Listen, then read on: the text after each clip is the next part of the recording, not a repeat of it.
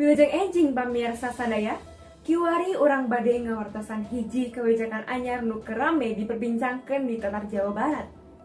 Muhun, kebijakan ieu ditepikeun ku Gubernur Jawa Barat, nyaeta Bapak Deddy Mulyadi, dina tanggal 2 Mei 2025. Kebijakanana nyaeta larangan pikeun siswa SD, SMP jeung SMA pikeun mawa motor ka sakola, lamun can boga SIM.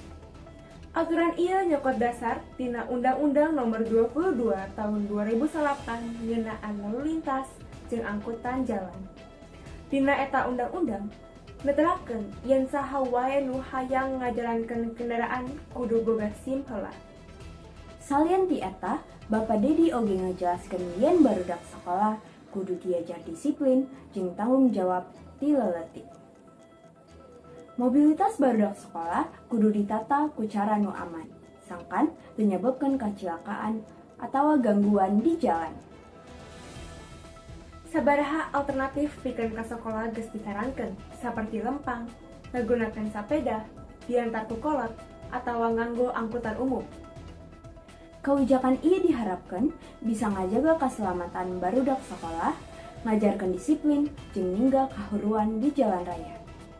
Ieu bagian tina pendidikan karakter oge nya. Leres pisan.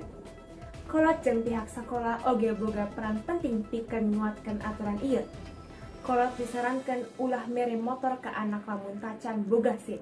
Sedangkan sakola diharap bisa ngawasan tur ngingetkeun sangkan barudak sakola henteu ngalanggar aturan.